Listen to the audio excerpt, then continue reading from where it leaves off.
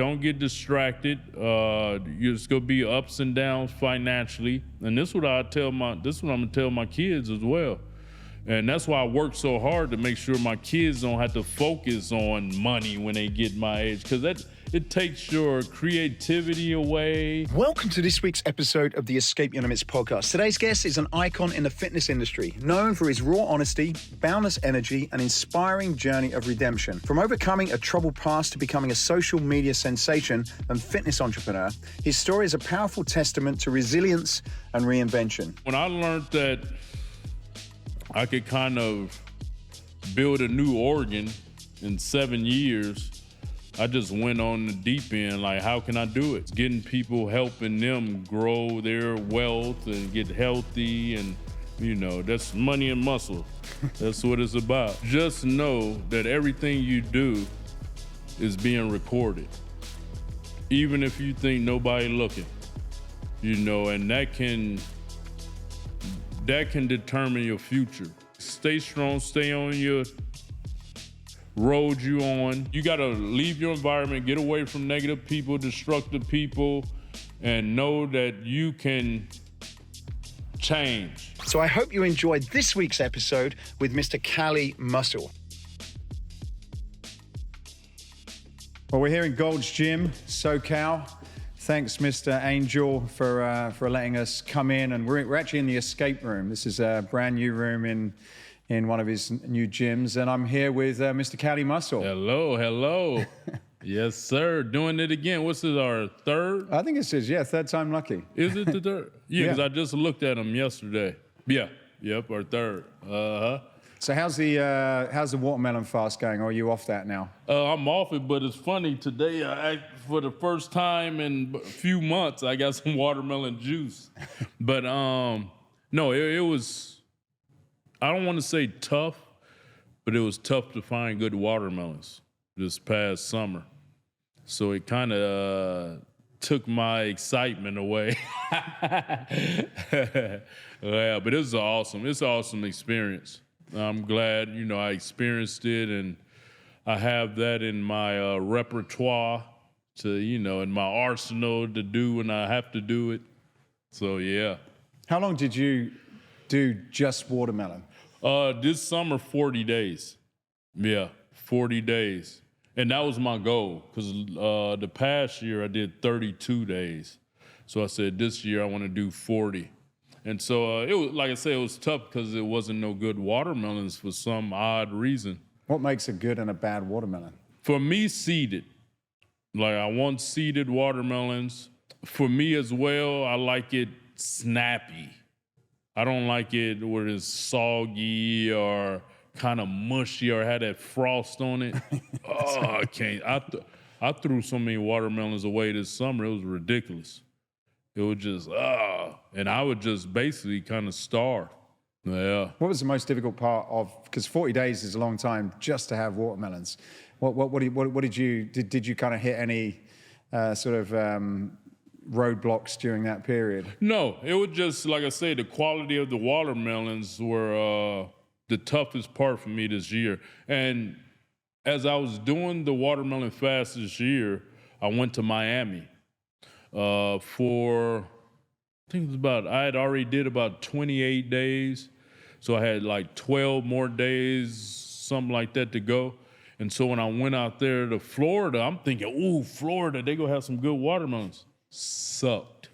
And the reason being, it rained. It was rainy. In the summer, it's rainy season out there.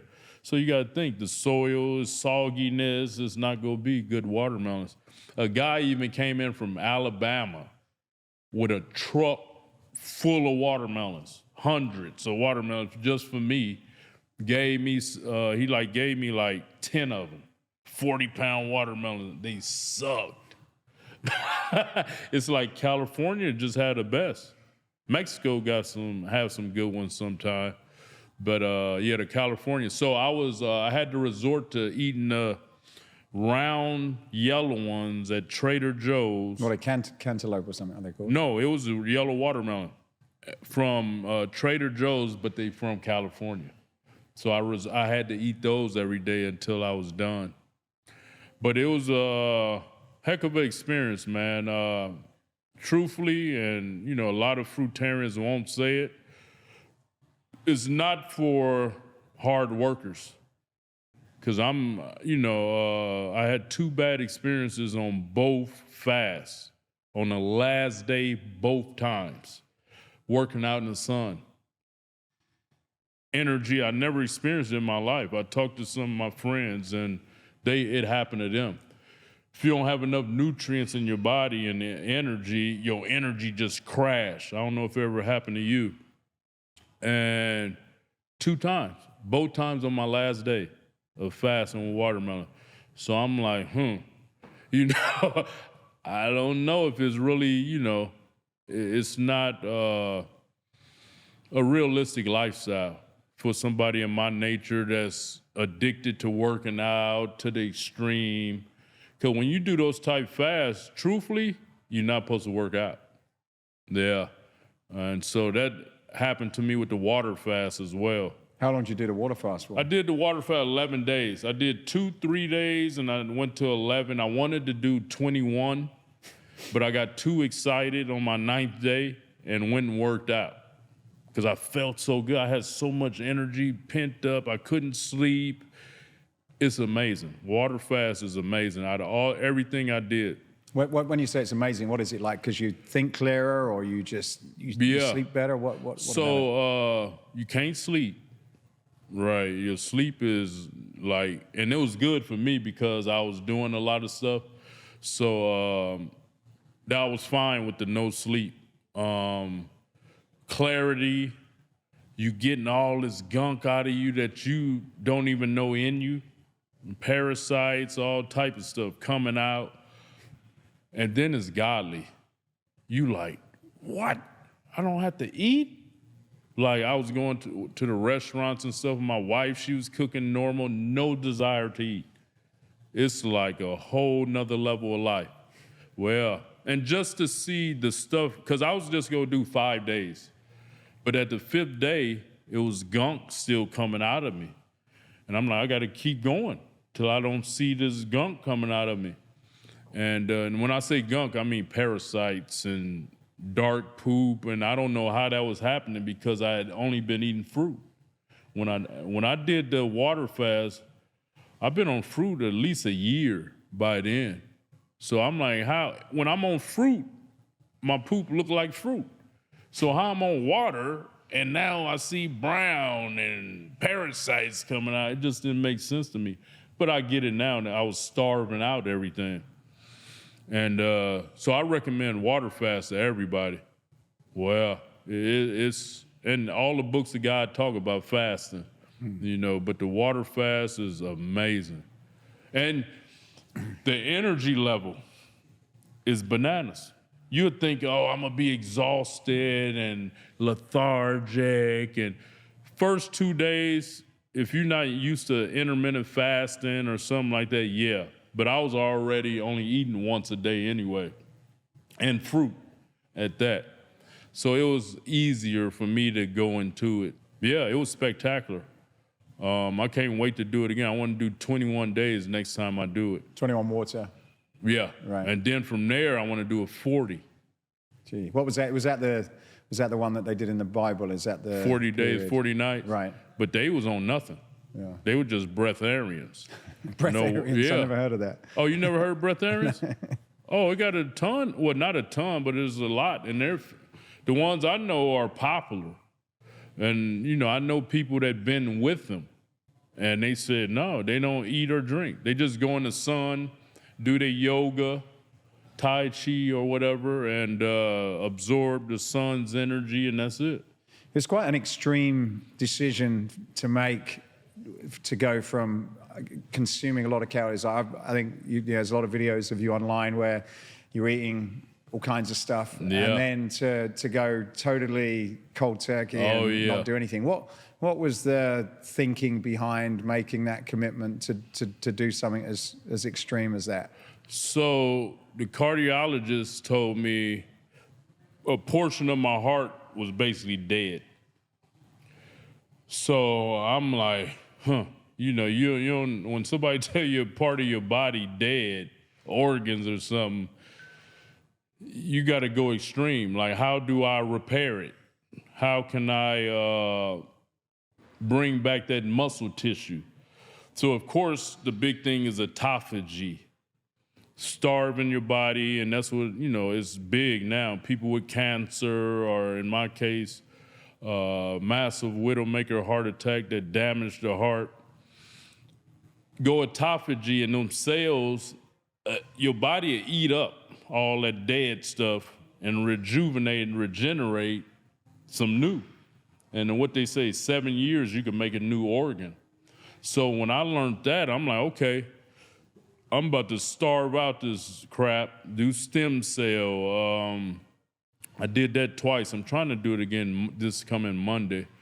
So I did stem cell twice from umbilical cord. That's where they got the stem cord in Vegas. Right. Uh-huh. Were they natural, or because I heard there's certain types of stem cell that you can't do in America, and some you have to go to another country for? Yeah. No, mine, it's opening up now.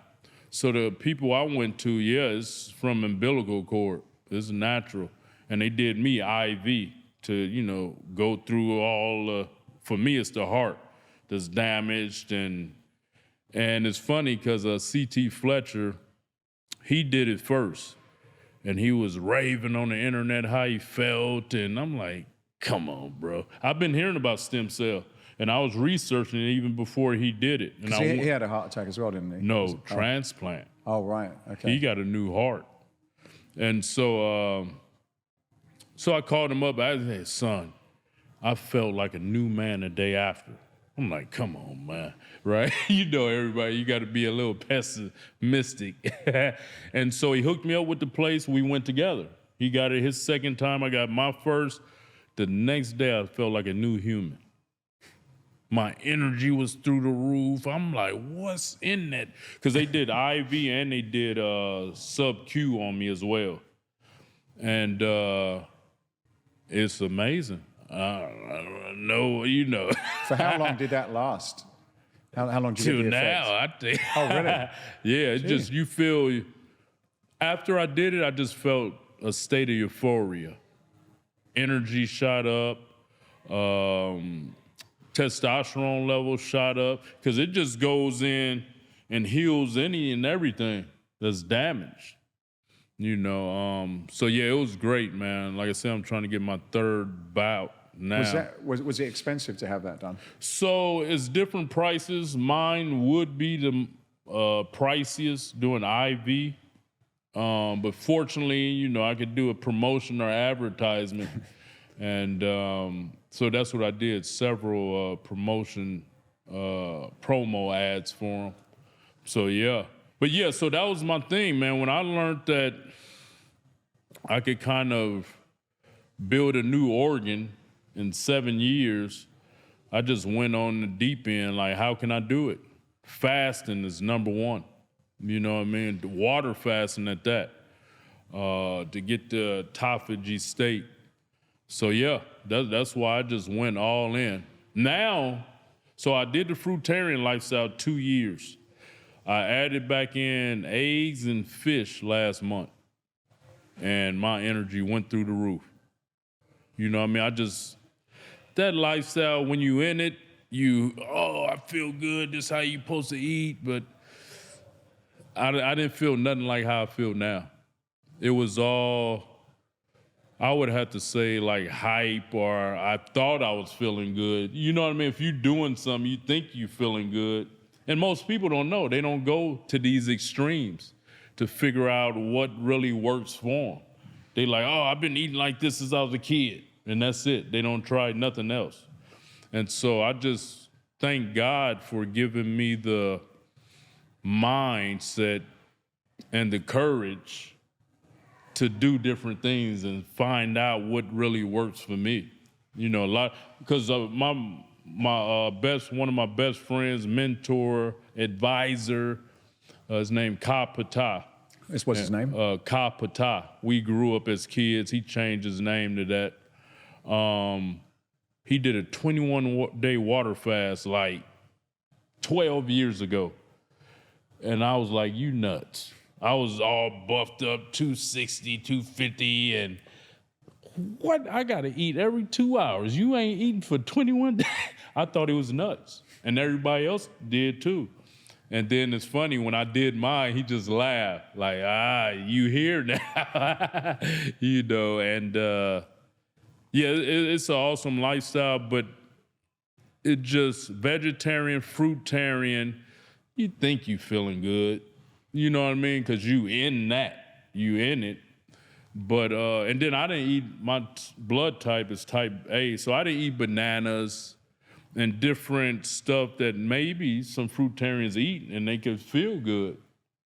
But for me, I felt good. I thought I felt good.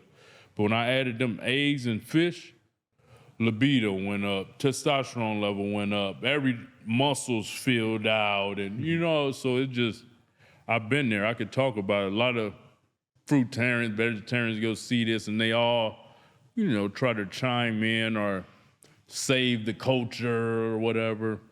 But I love it. I go back to it when I have to fast. Are seated machines slowing your members down? With many people spending the whole day sitting in their car, at the office, and in front of screens, then you have to ask yourself, should you really be sitting down when you're exercising?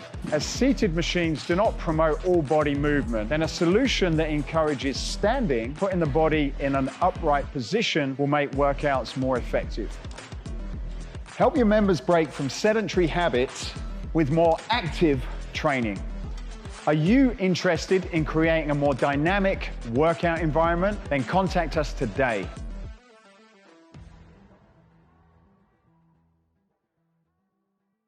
So you've had an interesting couple of years, and a lot of challenges, I guess, in them. You know, what would you say has sort of tested you in ways that you may not have expected?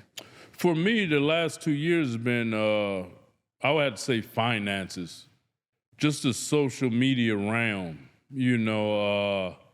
So when the heart attack happened, my supplement business dipped because people were like, why would I take his supplements? He had a health scare, and you know. So I bounced back from that. It took me about a month or two to recover from that. I'm talking, it took 80% dip, my supplement business. And so I recovered from it. They seen me still working out. They seen me still dibbing and dabbing with the supplements. And so I brought it back. But then I went into the fruitarian lifestyle. Now I tell people I was nutty. You know what I mean? When you get into that lifestyle, you're nutty. Fruit. I don't do deodorant, no toothpaste, no body wash. No, I didn't use deodorant. I didn't use deodorant for 2 years. I had to have a special toothpaste, no plastic, I stopped using microwave after my heart attack, so I haven't used a microwave in 4 years. And for me, it was easier, but, you know, it's not realistic. Like us as humans, God gave us the creativity to invent stuff, make stuff, to make our lives better. You know, I'm not living in the Neanderthal and, you know, in the bush or something. Like, you know, these are conveniences that I enjoy. And so just being without it for 2 years was, so I'm saying that to say, when I went nutty, I'm like, I ain't doing supplements no more. I don't know what's that stuff. What's all this stuff in this? So bam, that was income gone. You figure anywhere from $25,000 to $50,000 a month. I could have sold the business, whatever. Or my thing was I had business partners, and I wanted to do an organic line, and they was just too concerned with the costs, right? So I'm like, I just can it then. Boom, that happened. My following went up like crazy because everybody gravitated to me that had health scares, heart attacks, diabetes, so they came to me. So my following went up. like crazy. And I didn't expect that. I thought I was going to be on a decline because all the fitness world, I thought I had mostly bodybuilders. And I didn't realize I had a lot of middle-aged fans. And so in that aspect, it went up. But I didn't have no more product at that point. Facebook, they just demonetize you for nothing. Boom, that's another 50 to 100,000 gone a month. And so that was 2 big incomes that was gone. So I had to, of course, I don't feel my lifestyle was above my means, but when I was in the thick of it, I was buying the cars, doing all that stuff to build the business, and I didn't expect it to crash. And so when they demonetized the Facebook, the supplement gone, I was like, ooh, shoot, it's time to get rid of everything. This economy go crash, and it did. Thanks to Bidenomics. And so for me, the last 2 years, that was my biggest thing. Having to make up something or think of a business plan that didn't rely on ad revenue from social media. And so I did it now. I started my program 14 months ago. I think it might be a little longer.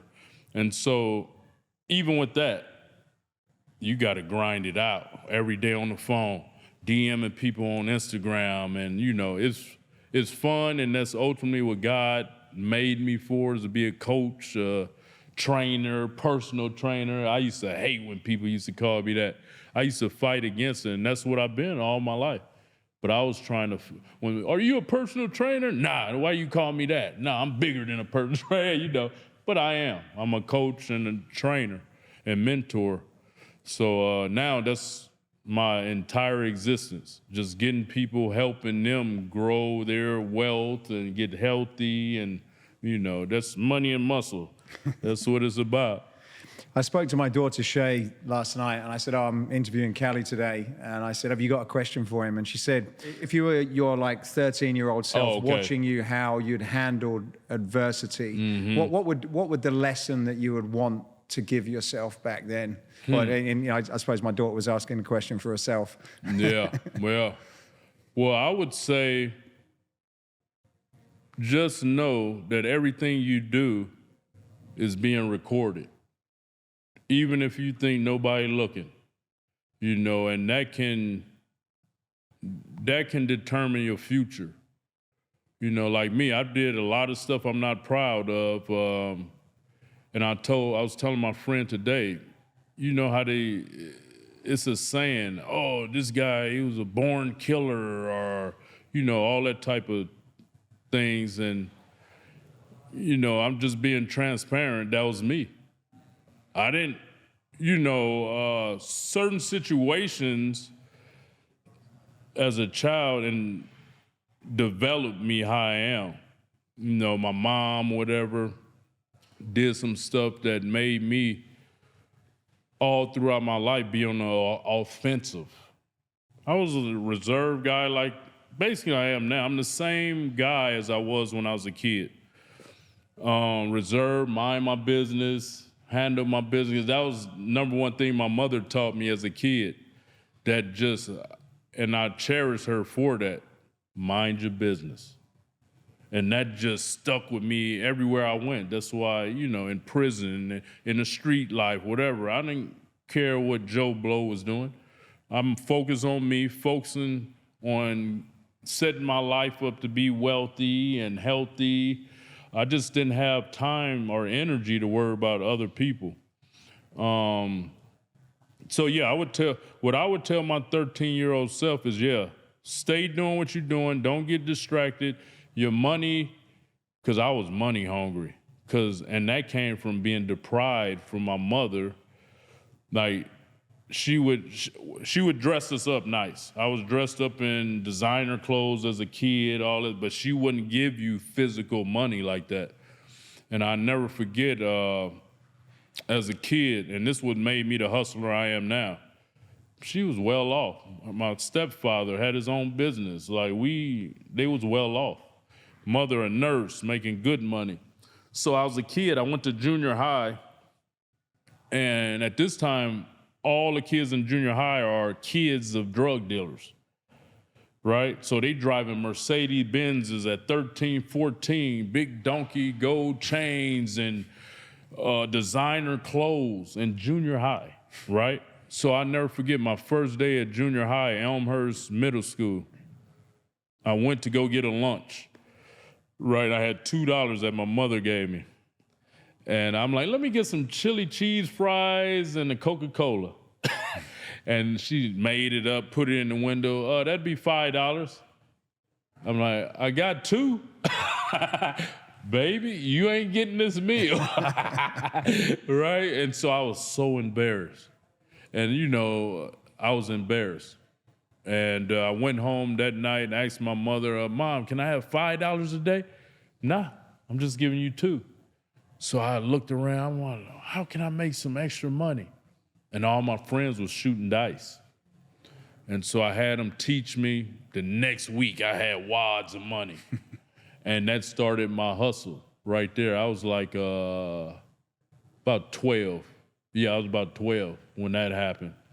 And I'd never forget, so I had a wad of money one day, and one of my teachers was looking down as I'm walking to class counting it after lunchtime. And when I got to class, she said, let's go to the principal office. And I'm like, why? I seen all that money you got. What you doing, selling drugs or something? I'm like, nah, I've just been saving it. And I just came from shooting dice. And she took me in the principal office, called my mother. And my mother was like, how you get all this money? I'm like, shooting dice. What is it to you, right? Talking back. And the principal gave her my money, and I snatched it and ran off and ran away for about a month when that happened. And so that started my hustle and not to depend on nobody or nothing like that. So I would be like, just stay doing what you're doing. Don't get distracted. It's gonna be ups and downs financially, and this is what I'm gonna tell my kids as well. And that's why I work so hard to make sure my kids don't have to focus on money when they get my age, because it takes your creativity away. It just, when I was in college, man, I called my mother, like, man, I need a few $100s. Nope. I went to my football coach. Can I get advance on my scholarship? I was there on full scholarship, academic and athletic. Nope. And the devil just was able to get in my head. Yeah.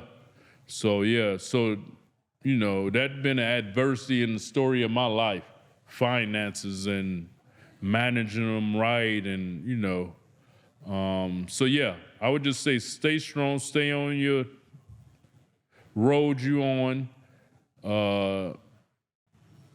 get financially literate, get financial literacy. That's an important one. Yeah. They don't teach you anything. No. I think it was probably like until I was in my 30s that I actually learned just some basic stuff. I'm like, why didn't anyone tell me about that? And you have I just started learning in my 40s. Yeah. Like, I knew you had to make a lot of money, but I didn't know, how to invest. Right. I mean, I got taught stocks and bonds in junior high. I was in a super smart class for all the smart kids, and I got taught everything: stocks and bonds, real estate, how to play chess. That's why I'm a good chess player to this day. And but it just was like, okay, like even now, here Grant Cardone or Dan Pena, all these guys. Oh, invest. Yeah, but you got to get money. Well, yeah, that's aside from your California bills to be able to save to do that. Mm-hmm. To this day, it's still tough for me to take a chunk and just, this is when I get 65. It's a difficult mindset, but I say to my kids, like, you start now at 13, 14. It's so much easier. Like when you get older, it's that's why I wish, the same thing as you said. I wish at sort of 13, it was just like, just put a little bit. Like you can find a few dollars. Just kind of do that. And I wish I don't know whether they teach that to kids. I don't think they do. But no, heck no. We got to do it for our kids. Just like me, I'm starting them young. Like right now, and start their YouTube, you got to make money. They already know, I got to make money a video? Yeah. So, that's, bro, I just look at your kids, my kids, big boy kids, they blessed. Mm-hmm. They blessed, because we've been through it. We know what, giving them all this information and game. My parents didn't teach me crap. You know what I mean? Like, they didn't teach me nothing.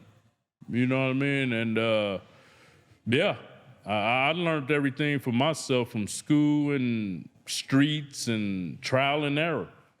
Well, one of the things that I was curious to know is that you've been through a lot of ups and downs. You've been to prison a number of times. Were there any turning points or moments when you just realized, I've got to change the trajectory of my life? You definitely had success. You've been to a great school, but you'd obviously also been led down probably a path that wasn't maybe the best place that you'd want your kids to do. So what were some of those turning points that you can remember that made a significant difference to where you were going in life? So I'll never forget the main thing that happened to me. I had started, it was before I started bodybuilding, did some heinous crime. And this is after I did the 7 years and went back 3 other times. Like I tell people, I was just a straight demon. I was on demon time, as they call it, and for money. Everything for me was money driven. Did a crime. And at this point, I was about 32, I want to say. So after that, I was like, oh, man. I went to church the next day. And right then, I was like, I got to change, man. I vowed to God that I wasn't going to do no more of the devil's work. And so bodybuilding presented itself. And I'm like, okay, everybody tell me I could do this, so let me try it. I had some money from selling ecstasy in Denver.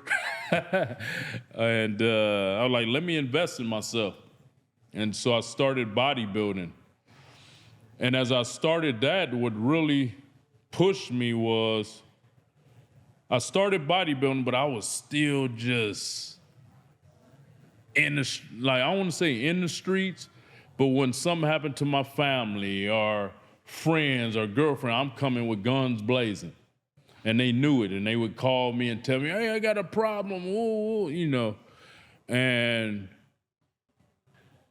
my ex-wife, her father had did something and stole from her mother at the same house we was in. And I just went crazy, bro. Grabbed a weapon and pistol whipped him.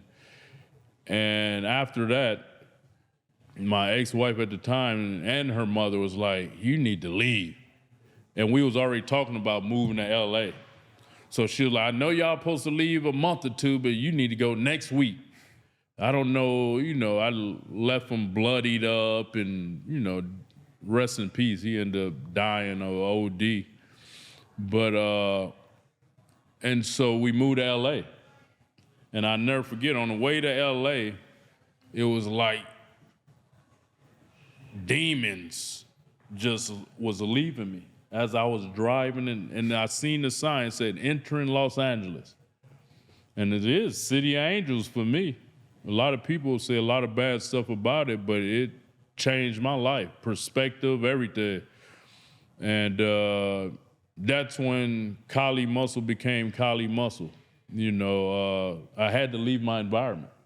Or I would have, right now, I'd be dead or on death row if I was still in Oakland. What would you say to someone that's currently in that destructive headspace and maybe not realizing that they can turn it around at all? Well, I'm prime example. I was, working for the devil himself. And if you love not only yourself, but if you love your family, your kids, humanity, you gotta give God a chance. You gotta give the good side, the good life a chance. And that's what I deal with a lot of guys I call and speak to on a daily basis. They just don't have no confidence in themselves. Like life, man, is great. If you in that type of destructive environment, mindset, you gotta have the courage to part ways from that. And that's when, for me, I had to part ways from my environment. And I'm like, oh, this is what life really about. They don't know. All they think is negative and around negative people, drinking, smoking, and that's your life. You're a demon. You're working for the devil. The devil got you by the bootstraps. And I've been there, so I know. And like I said, once I came entering City of Angels, like life meant, I'm like, this is what life is about. And I didn't get it. I was already 34 at that point when I moved to LA. And so you got to leave your environment, get away from negative people, destructive people, and know that you can change or try.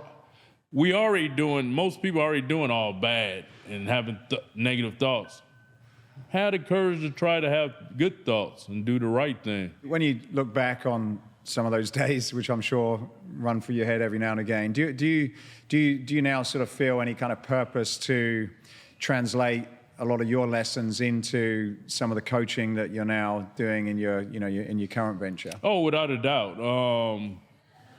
For me, I was just talking to my buddy Jasar. I was just talking to Jasar, and for me, it's a daily journey to suppress the bad guy. Because I don't want to say natural, but I've been dealing with him for so long, that's where I'm comfortable at. So for me, it's suppressing him. Like, nah. Every day he popping up. Like, man, just do this, do that. I'm like, nah, bro. I got twins and a wife, and I'm famous now, whatever. Nah. But when I was a kid, he was able to get in my head the bad side. We call him the devil, whatever, but we all got good and bad, yin and yang in us. And then, as a kid, I was like, you think I should do that? You think it'll work? Yeah, it'll work. And he over here, nah, don't do it, I'm telling you, right? And this one, he just louder. It's like the trolls on the internet. We only hear the loud ones, and the good people, not so, they kind of quiet. You know what I mean? Like, Khalid, no, don't do it. But he over here, bro, I'm telling you, you get away with it. Yeah, let's go. You know what I'm talking about. I think we all have it, yeah. I think we all have it at different degrees. Is there something is there a situation, an environment, a state of mind that triggers that to become louder than probably what it should be? So for me, it's social media, of course. Like right now, I'm back on edge like I was 10 years ago because of all the chatter on social media. Everybody talking about myself, Big Boy, and Wes. You know what I mean? All the three of the top guys in the industry. And, as we see a couple of weeks ago, a guy tried Wes. Premeditated, went to the gym, put up his phone, went over there like, what's up? You talking all that on the internet? And Wes handled his business, took care of himself, protected himself, and he's wrong. So it's stuff like that that has me tense at this moment. You know what I mean? So it's like, it's sad to be in this position. I never thought I would revert back here, because I've been through it. I've been getting, trolls and people making up stories for 15 years. And so I'm like, oh, I'm past that now. I'm a coach. I'm doing positive. I'm eating fruit. I got the most hate in my life eating fruit. It was right then and there, I'm like, it's nothing I could do that's gonna make people like me. Or the man eating fruit and you hate him? And so right then I knew, and even with West's situation, this man protected himself. Big old dude, 6'6", 6'7", pushed up on him, and he took him down. And he's wrong? Like, what type of world we living in? Like, what is this? You know what I mean? So it's just, they say damned if you do, damned if you don't when they don't like you. And that's all just behind success. Like, all of us are coaches. Me, Big Boy West, we giving everybody the format of what we do to be successful. And everybody, a lot of people still mad. I would have to say it's 50-50, but to us, it's 80-20 because the trolls and the negative people are the loudest. Coming up next. More money, more problems. But I'd rather be with money and problems than broke. So it really molded me into the true leader was running the prison game. Once you have a health scare, everything is urgent. Every second of the day, I think about death. You've built a number of relationships over the years, some that you've clashed, whether it's people, you mentioned Wes and Big Boy and others. Like, what's your approach now when it comes to bringing people in your circle, collaborating based on what you've learned for some of these partnerships that have not gone as well? So for me, I'm still open. Like, it's like, some people, they might have a divorce with a spouse and they get bitter. I'm not that person. I'm like, oh, that was meant to happen. You know what I mean? So for me, I learned how to let go when my brother died. He was my idol and he killed himself, whatever. At that point in my life, I was like, we could be friends today and you could leave tomorrow, like Miles. Like, okay, bye. But, ex-wife, I barely remember her name. And I know Kat, just for real. My wife had to tell me what her name is. So it's just like, when that happened in my life, and I'm an Aquarius, they say Aquarius are like that, like real just easy to let go or whatever. So, yeah, so I just, I'm still open to collabs, and I never got bitter like that. And actually, I'm more open now because I know what to look for. You know what I mean? If I see some red flags immediately, I'm like, nah, I pass. But mostly, I'm open to collaborations and still allowing new people in. And, I'm not, you have to be, because I did go through a situation where I helped a guy blow up recently. And just because I made a joke, he turned and started going on the internet. Oh, he's just this and that. And then, you know what I mean? I let him in my circle. And when I did that, even Big Boy, my wife, everybody was like, why are you letting this guy in the circle? And he ended up turning. Same with Big Boy. We see it over and over. So, but you can't get bitter. And that comes from me running prison gangs. And, I already know my internal guys are truthfully my enemies at all times. That's how it was, So I'm used to it. But me, I'm real. All my life, I probably can name on 2 hands, probably a hand and a half, of people I called real friends. Probably not even that. Maybe 5 people now, think about it. And that's who the people, I was always with. And nothing never bad happened on my end. They just pulled away. You know what I mean? Wow.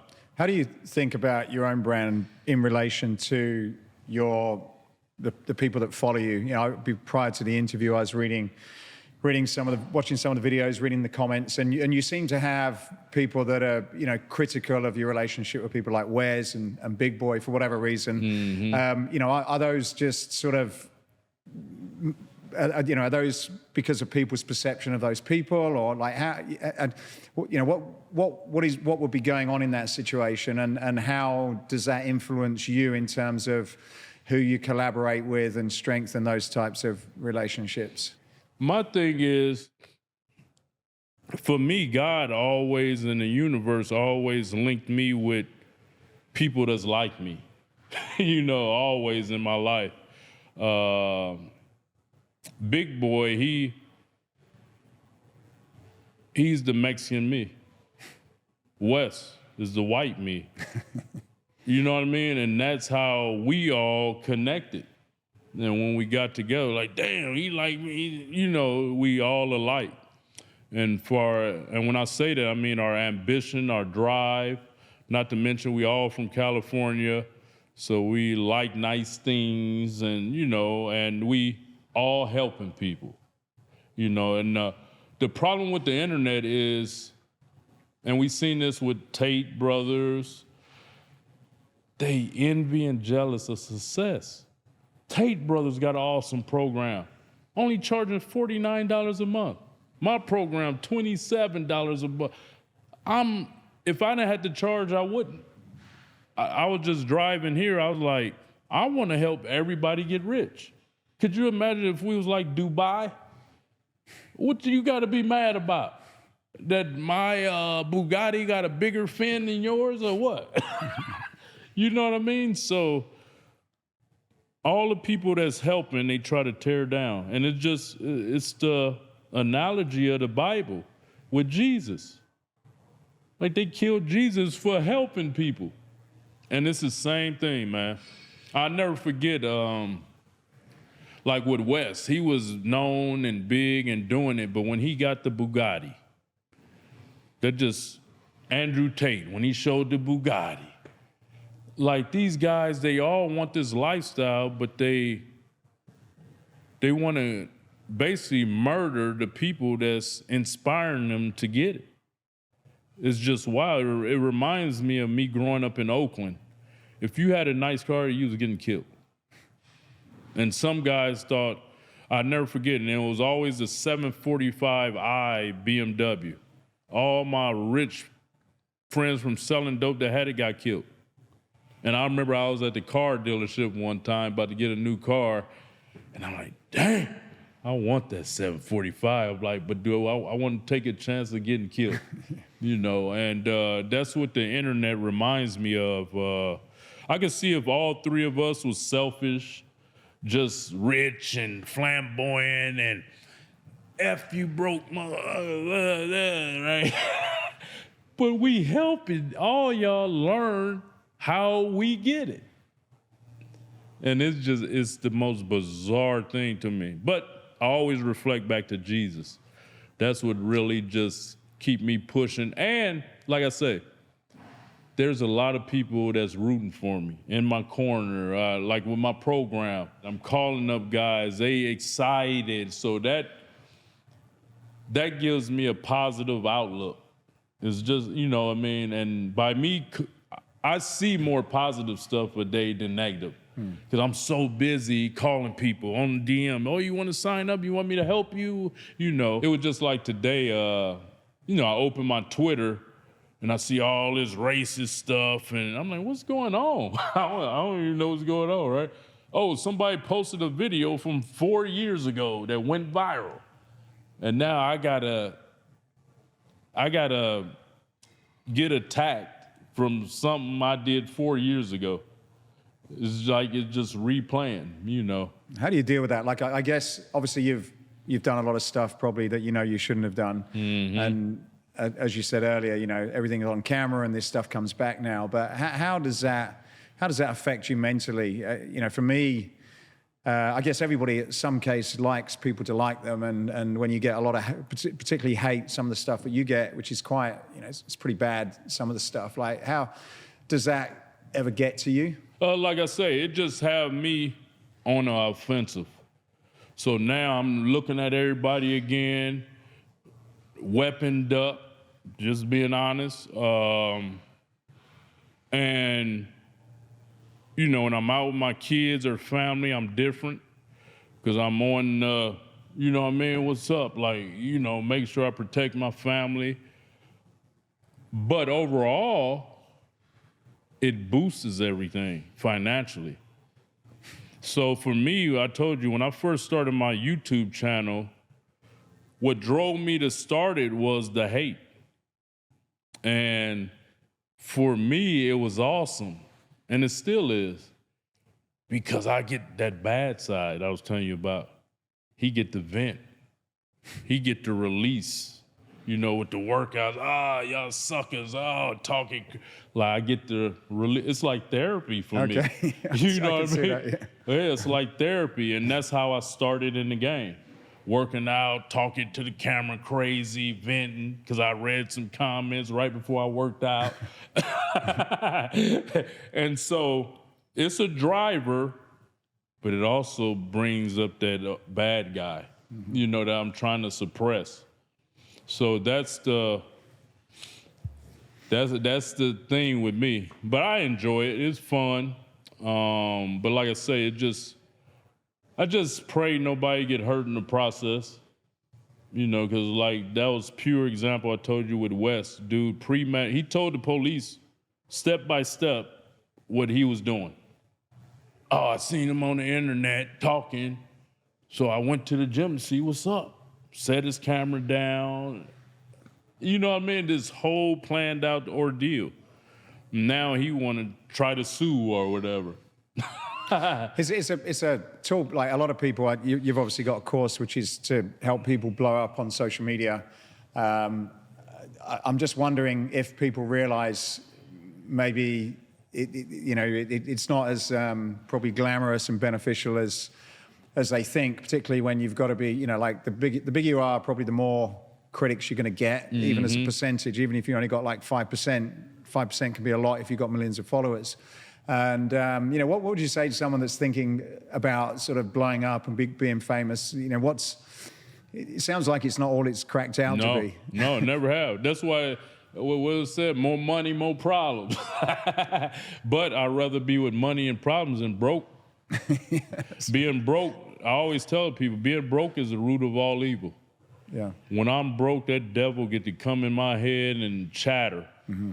You know what I mean? And that's the story of my life. When my money was low or gone, bro, I would go in the bank, whatever. You know what I mean? So being broke to me is the root of all evil. And money is like oxygen. You need it. I don't care what, it's like oxygen. You need it. And my mentor, Myron Golden, he like, people that say they don't need money is a habitual liar. And money is spiritual. How do you say that? So if you're not in tune with yourself, the universe, reality, that's usually when you're broke. But when you're in tune with yourself, your purpose, God, the universe, and in order to get rich, you got to help people. When you look at all the super wealthy, they helping somebody in whatever degree. Elon built the Tesla, Steve Jobs with the computer, cell phones, Walmart, Walton, helping. And so that's what I'm like. I let go of my ego with my program and was like, I'm going to basically give it to them for nothing. I had prices. I started out at $300 a month, $200, one. I'm like, bro, let's just do the Walton effect, Walmart. Has that psychology changed? I certainly know as I've got older and evolved, money used to be the first thing, and it sounds in your conversation that helping people comes first and money comes second. But Have you always been like that, or is that a recent shift? I used to help a lot of people for nothing. So what really molded me into the true leader was running the prison gang. In the prison gang or any gang, the top dude is always the one people after. So I read all the books, Sun Tzu, psychology books. I loved psychology when I was in college. That was my major. That was like what I loved. So I'm like, okay, in order for me not to have to kill any of these guys or they kill me, I'm talking about my own circle. I just, what you need, I make sure all of them had almost what I had, right? Because it's all about money. As long as they eating good, I mean, they eating almost as good as me, they fine. They'll kill for me. But as soon as they feel like I'm, over them and looking down on them, just giving orders, they gonna come for me, And so I truly learned politics and psychology running the game. And so even with people in my program, and another lesson I learned was selling drugs. I'll never forget, the guys around the corner, they had a certain quality, a certain size. I got a better quality and a bigger size for cheaper. It's called Cop and Blow. It's good, what? Cop and Blow. C-O-P and Blow, B-L-O-W. Right. And what that means is, okay, we get all this product, don't hold on to it. Get rid of it. By however cheap, and it's like the Walmart effect. Walton, he go get all this product in his store, and he said he only want 30%, right, profit. So it's the same thing. And when I had my supplement company, I tried to teach my business partners that. They're like, you Kali Muscle, you could get $60 a bottle. I'm like, bro, we only paying $4 or $5 a bottle. Let's undercut everybody, charge $15. We still getting a massive profit, double profit, and sell more. No, you're Kali Muscle. Let's sell these bottles $60. They want to make $56 profit off a bottle. Like, bro, that's 500%. And so I always lived by that model. I'd rather help as many people as I can. And, like I was telling you, even with my program, I had these prices, and it was just, I called thousands of guys, and they didn't have it. So now I finally, after 14 months, found a price. People like, oh, that's nothing. I'm signing up. You know what I mean? So it took for me to let go of my ego and the chatter in my head. Like, you deserve more. You could be charging this and that. Nah, let's get as many people we can. You had a recent business venture that I noticed came up a bit online, which was a crypto coin. Uh-huh. Tell me about that story, because I was just curious what happened, because certainly a lot of people felt that probably, wasn't one of your best ventures. Right. No, so a guy contacted me out in Miami. He was like, man, I'm in the crypto game, and are you familiar with the celebrity coins or whatever? I'm like, yeah, crypto stuff scammy, bro. That's it. I don't believe in that stuff, right? And he laid it out. He like, nah, you come out with you a coin, Kali Muscle coin, it's yours, and you just basically pump it up, just advertise. People buy in, they go be pulling money as they buy in and all this. So I did extensive research every day for about 2 months. We'll be on Zoom 8 hours a day. We did live Twitter spaces like 3-4 hours a day. And they taught me, they showed me. I'm like, okay, it's like stocks and bonds. Like, I'm a stock and people invest in, and So I'm like, he was putting up all the money. He did the website, everything, right? Had a developer do everything. And so I'm like, okay, let's do it. So we launched it. It was at 2 million market cap in a day. And after that, it started dipping. And I didn't know the game. You know what I mean? That's what a lot of these people do. They get celebrities, like they got the Hawk Tui girl just did it and, used her to blow it up and they just rug it. So me and my team, we vowed we wasn't rugging nothing. I had 100 million, the investor had 100 million coins, and the developer, the dev, as they call him, had 100 million. And we still got all ours. But the people that was getting it, I was looking at it yesterday, the website, people would put in 2,000, take out 5,000. And so, they basically, the crypto guys basically rugged it. But it's still available and all that. But how do you feel? Like, I guess it sounds like certain people lost money through that. Like, yeah. How? What was that? What did you take from that situation? I was already skeptical. So deep down in my spirit and soul, I'm like, I kind of expected it. You know what I mean? Like I didn't. Even though he flew me out to Miami, me and my whole family, when we was out there in Florida for a month. I was hanging out with his family, him, and it was, to me, a good guy. Still is. He didn't do nothing wrong. But I didn't know I was supposedly be a prostitute for that coin. Every day, if they didn't see an ad, the people that invested, these people was investing $100 max. What? Why you haven't did a post, an ad? Oh, people would pull their money if I said something. Oh, what you mean by that? I'm pulling my money. You saying you're gonna rug it? It was bananas. So any person with a big following or a celebrity, just know if you're doing them coins, them people go expect you to be a little prostitute, a little slave for that coin, to pump it. So what happens is you have a certain amount of coins, people buy in at, let's say, $1. Mm-hmm. It goes up to $2.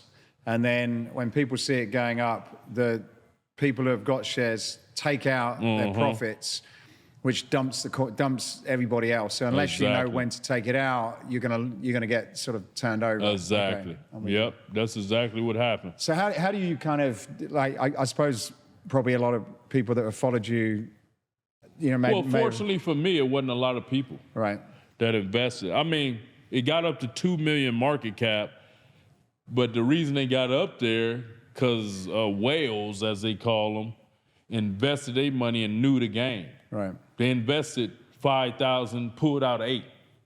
They not mad. It's the brokies that put in $100 and then they lost $100. And it's not many of them. And I told people, and I showed them straight out, I still got all my coins. They're just a game of crypto. You know what I mean? Are you guys mad when Bitcoin, when it's go from 100, I seen it was 105 today, I think, 103. Are you gonna be mad when it dipped back to 6, 7? Who you gonna call? Who you gonna talk to? Nobody. Yeah. Has it got you to assess the sort of business opportunities you get into, though? I guess I've been doing fitness equipment for 25 years, and you have different products. Some you think are great, some don't always turn out how you want. But ultimately, you're the brand, I'm a brand, and you obviously want to make sure that you've got as much longevity as what you can with the people that support you. Like, how do you, now, are you a little bit more sort of shrewd when it comes to thinking about the things that you're going to put your name to? Oh, without a doubt. And I'm very selective. And for me, and I always tell people this, I never had a lot of brand deals or none of that. So everything I've acquired and built was off ad revenue for social media, the supplements, my little stint in acting, so I never really had to deal with a lot of outside business entities per se. It's very like when I talk to people, they like, you don't do brand deal? Like, people rough around the edges, bro. And not to mention, we can't forget this. That's a factor, the color of my skin. And so it is what it is. You know what I mean? I take it for what it's worth. And God had me start the program. And that's what I'm most confident with, is my program, because I'm giving 1,000 times more than what these people expect, you know? And so, yeah. When you face these types of challenges, do you feel a greater sense of responsibility knowing that your children are watching you? Oh, without a doubt. Everything that I do now, I'm thinking about them and their future. Because like I say, my whole thing is I don't want them to experience what I had to, worried about money. You know what I mean? And I'm going to put them in a position, we already got the YouTube and all that. I'm going to teach them financial literacy now, how to do the bank and not to take loans out, and, you know, these credit cards will put you in a hole, and all the bad experiences. I'm going to give them game on how not to do, you know, what I did. Do you think they did? Like, I think about this with my kids. Like, obviously you know, you're living your life, you're working hard, and your kids are there, and they're sort of looking at you, and they're seeing and they're learning and they're absorbing. Like, do you sort of also kind of think about, well, what is it that they're recognizing and learning from? Because you're a role model, ultimately, and like, it's like, well, does that sort of weigh on you at any point? I know it does me. Yeah. Oh yeah. Yeah. Everything, like I say, is you know, everything is about the kids with me at this point. And then for me, I had them, you know, older in age. And so for me, it's like, oh, I got to stay strong and buff because my son might try me one day, or you know what I mean? Yeah. I want my kids, when I go to school, they're like, my daddy muscles, and because I know how I was with my uncle. He was real buff and muscular, and that gave me the perception to be like that too. Like, that's how a man's supposed to look. Well, you got a daughter as well. Yeah, exactly. Yeah, and so my example for her is, you want a man that's hardworking like me, working out, go treat you nice and be nice to you. That's when that devil's going to come back out again, by the way. Oh yeah, when you get older. Oh yeah. My daughter's 13 already, and I'm thinking, oh damn. I didn't think this was going to happen in my life. Yeah. Oh yeah. I don't want to say prepared, but I mentally know where it's going. Yeah. And from you telling me as well. So yeah, I'm just everything I do is to be example to the kids, to my kids, and you know, from there it's to the people as well. But my main priority and objective is to make sure the kids know that their father is doing everything in his power in a positive manner to make sure they live a comfortable life. Do you take time to like reflect and pull back for things? It's one of the things I've started to be conscious of in my life, where I just, you know, for years I've gone from one thing to another, and there's not been any space between how I react to what comes in front of me. And sometimes it's great because I instantly make the right decision, and sometimes I kind of react in ways where if I'd have probably stepped back and paused, it might have put me in a different position. So like, do you ever sort of have your time, like you talk about God quite a lot, do you have times where you sort of just kind of reconnect with more of a positive direction for, you know, what's influencing you at all? Yeah, so that's a daily basis for me at all times. So after I had the heart attack, my mind, it matured, you know, and every second of the day, I think about death. And so I'm like, dang, if I die today, even though luckily I got life insurance and all that when I had the kids, but I'm like, how would they feel? Or, you know, just how would their future be? And so I'm like, while I'm alive, while I'm above the dirt, I got to do everything in my power to make sure they know their dad loved them and did everything for them to be successful, and that's every second of the day for me now. And it's a little annoying to have every second, you're thinking about death. You're thinking about you're not where you want to be financially, or, should I leave California? And it just, it's ongoing. My mind like a spinning wheel. Do you use your fitness, your workout to give you any kind of like that mental therapy? Oh yeah, without a doubt. So yeah, it's definitely working out. That's my time when I forgot what they call it, but that's when I reflect the most in the shower. I'm reflecting. Those are my two main points. When I'm doing my cardio, working out, and in the shower. That's like my me time where I can think and come up with creative ideas, and that's my time. What's your training style now after you've had your heart attack? What have you modified your training? Do you still you still look pretty buff for your top? Oh yeah, I just got like what are you? Have you adapted? Are you still doing a lot of weights? What does that look like? It's the same. I do a push-pull leg routine, and even, with Big Boy, I never left, but since I've been off just eating fruit, everything's increasing. So I'm getting, me and Big Boy working out, I'm getting pushed to the max again, like today, doing crazy stuff. And I'm at that point now, to be honest, I used to be scared to death, but now I'm not. I'm like, I'm gonna do everything I can to stay healthy, but I'm not about to be no pussy. I was real cautious about things I was doing, like overly cautious, like, just, it's not normal to be that cautious when I look back on it. Now I'm like, bro, I'm living. Fuck it. And I still, eat. I told you how I eat mostly fruit, but I added in eggs and some fish. And my workouts, I had scaled it a lot back as far as intensity. I was still doing the same routine, but the intensity was like 50% what it used to be. And so now I'm like, bro, let's live. If I croak, I don't want to be all frail and sucked.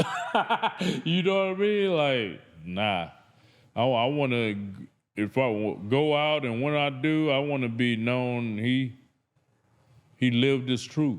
He didn't pussy out. He didn't bag out, So yeah, I'm doing everything I can to live as long as I can, but I'm going to live, have fun, and laugh, and not just be drawn out on fruit, sucked up, dehydrated, libido. My wife, 10 years younger, she still want it. You know what I mean? Like, and she, oh man, I gained, when I was in Florida, I was down to 172. I was trying to get to 170. My body wouldn't go lower. And, my wife, she told me years ago, if you lose the muscles, I don't know, right? I don't know if I'm still going to like you like I do. And so, like now I'm back. I'm pushing 200. All right. And she like, yeah, you know what I mean? And it just, that's how she met me. You know what I mean? She met me swolled up, and that's what she liked in her man. So I just feel better, just overall, and so I'm having fun. You're entering, I guess, another chapter and another decade, if that's what you could call it. Like, what's your life going to be about now? Like, and how do you balance you got your family, your business, and your own sort of personal sort of achievements? So my thing now is I got to go hard this next 10 years. Harder than ever. Because I just was ignorant to what life was really about. You know what I mean? Like, In what way? far as in life, what I learned is that you go get 2 or 3 opportunities to gain wealth. For me, I only had, at this point in my life, I had 1 opportunity so far, but what it's was that? still there. In 2020 to 2022, made a boatload of money, but I was throwing it back into the business. And so I feel my next one is coming up. And you know how everybody rich do it. Donald Trump, everybody, they went broke, bankrupt and stuff. Like they first time having real money. And I just didn't know that the market was gonna crash, social media gonna crash, all that. I wasn't looking that far. And so now I know everything I get, I gotta grasp onto, and like how Myron Golden say, my money gotta make babies. So I know that game now, you know what I mean? And I don't know if you know Myron Golden, but he, same thing. Was rich, went broke. Now he in his 60s and blew back up. You know what I mean? So that's how I see myself. Like I feel my turn is coming again this year, and I'm gonna know how to gauge it. I'm gonna know what to do this time. You know what I mean? Like, you know. Do you think that age has given you a sort of different depth of wisdom about that kind of thing? Oh, without a doubt. Especially for me, because I don't feel I'm where I should be. You know what I mean? So it's like, dude, you ain't where you supposed to be. You know what I mean? So you gotta grind hard. Like, I got friends, even Miles, it's like they had kids and it just took the hustle out of them. For me, it 10 times my hustle when I had my kids. Like, I'm like, if I didn't have to sleep, I wouldn't. If I didn't have to eat, I wouldn't. You know, and so it's just like, we got to go. You know what I mean? It's just nonstop, man. And I enjoy it. I'm a workhorse. I love working. And so, you know, I'm at that point right now where I'm doing everything, filming myself, editing. I learned my website. I'm doing all my website stuff, calling people, DMing, you name it, I'm doing it. And it's, you know, this been the story of my life, been like a one-man show. What do you think about the word or the experience of failure? Like, you know, there's probably a couple of ways I could describe that. Either not achieving what you've hoped, or in your case, you sort of like not being where you feel you should have been because a few things have not gone wrong. You know, how do you think about that, and how does that make you feel, you know, when you kind of reflect on those types of situations? I know I made it. So I never feel like I failed, but I know, like we say, I was telling you, money is spiritual. I got that from Myron Golden. Everything wasn't lined up. You know what I mean? My mentality wasn't lined up. The money came and I took it for granted. And I don't even want to say that because, like I say, it's like Mr. Beast. He said he got his money, put it all back into the business. And that's what I was doing. And I'm just smarter now. You know, I know, like, bro, if you can't buy that McLaren, don't lease it or none of that. If you go buy it, buy it. Give them the $350,000 and be done with it. Because you don't know when the economy go crash or something bad go happen and you can't pay them notes. You know what I mean? And so that's my perspective now. Like, if I can't buy it outright, if I don't, and I don't even agree, like I was listening to Myron, he was like, if you could buy it outright, get it, but still find it. I'm like, nah. I done had too much bad stuff happen where, you know, like, you know, I was listening to Grant Cardone. He was like, oh, don't buy a house to live in. I'm like, nah. At first I was thinking like that, but when I had my kids and had a heart attack, nah, if I croak, I want my family to have something they ain't got to worry about paying. Mm-hmm. You know what I mean? So my perspective is different. Once you have a health scare, everything is urgent, and I don't want my family, like if something happened to me, my wife got to worry about bills, where they go live, and nah, that ain't. In the Bible, God says you should have an inheritance for your grandkids. And once Myron, well, I'm telling you, he the GOAT for me. He was like, when he said that verse, I had forgot about that verse. And when he said it, it just ignited me like crazy. Like, bro, I got work to do. I can't be messing around. Yeah.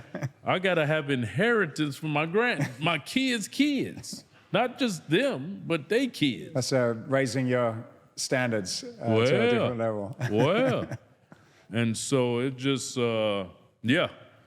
But I'm on the right path. I'm doing everything I can to achieve wealth.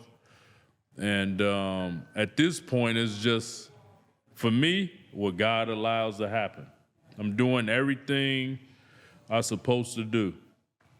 You know, so it just, when the doors open, like boom, like it did with social media.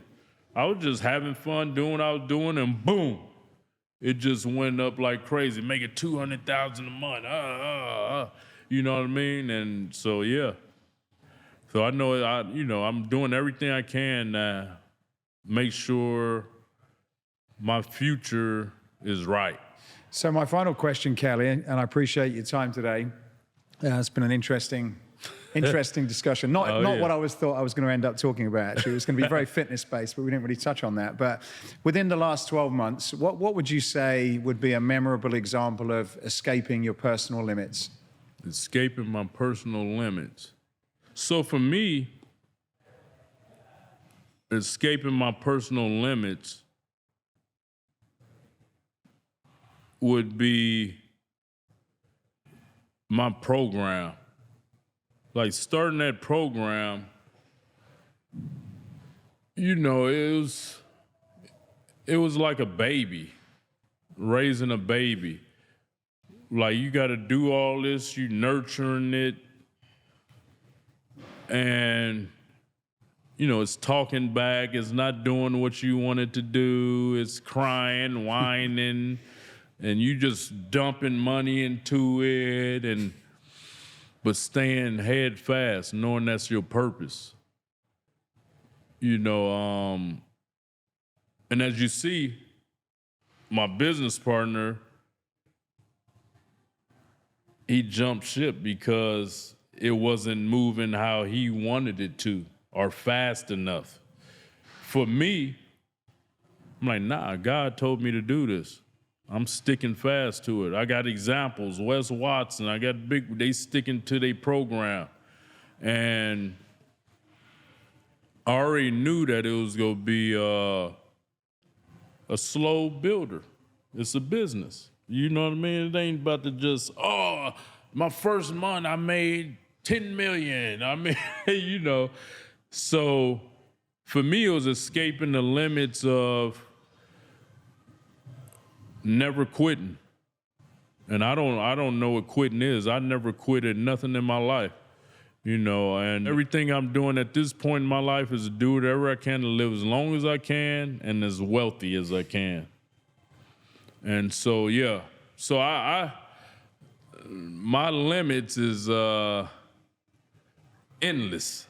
Well, it's good. It's good when you look back. I've sort of gone on similar journeys myself, and I think when you are like back to the beginning and there's nothing else, there's no sort of like safety net, and you've literally got to start from scratch, and you can kind of see why a lot of people do give up and they jump into different ideas because it's tough, and I've had a number of businesses over the years, and even with some of the new ventures that I've been doing, it's tough, it's disheartening. Sometimes you kind of question yourself, question your ideas, and I think you hear a lot of stories that people and you hear from people that have already made it, which I think is one thing, but I think a greater experience is hearing from people that are going through it, because they're going through the same questions and concerns, and they don't have that level of confidence, and you can kind of really, I can relate to those journeys more than someone that's actually done it, because when you've done it, you've done it. You've escaped the bullets or whatever it takes to take you down. So I think one of the things that maybe just as an idea, but kind of sharing, journaling the good days and the bad days, because I think that that kind of makes things a little bit more real for people that they're trying to learn to get somewhere as well. Exactly. And all in all, I enjoy it. That's the main thing. Yeah. Like for me, it's like, I just enjoy the grind, and I've been here so many times, it's fun. You know what I mean? Having to figure out how I'm gonna pay rent next month. Oh, let me do this, and so it's a fun journey, I must say. And for me, I have total faith in God now. I'm like, well, if he want me to have this, I have it. If not, oh well.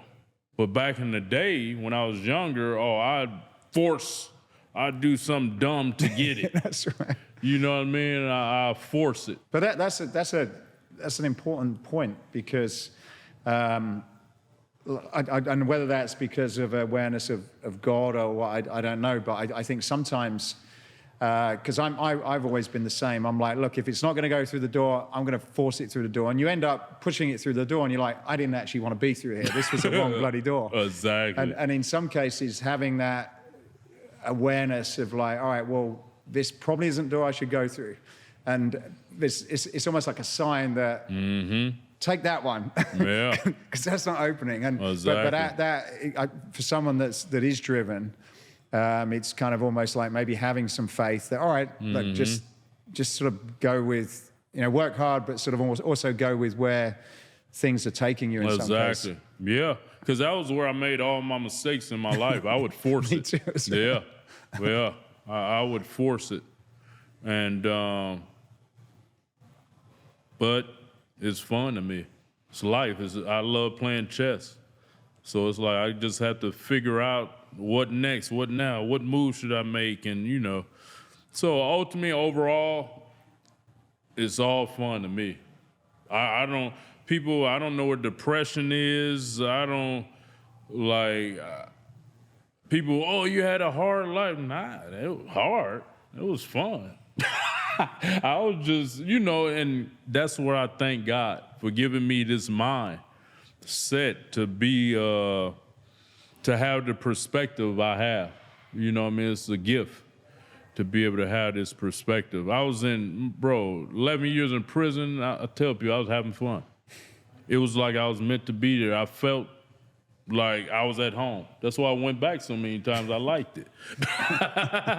And then when God, it's time, you move somewhere else and change your life. And I did it. So yeah, it's all perspective.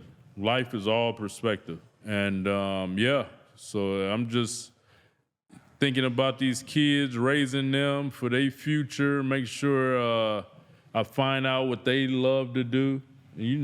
Different sports, whatever, singing, dancing. And I didn't have that. My mother, she tried to restrict me from even playing sports. I had to run away to play sports, and so I didn't have nobody like, oh, you want to try singing, dancing, acting, soccer, tennis? I didn't have that, but I'm grateful.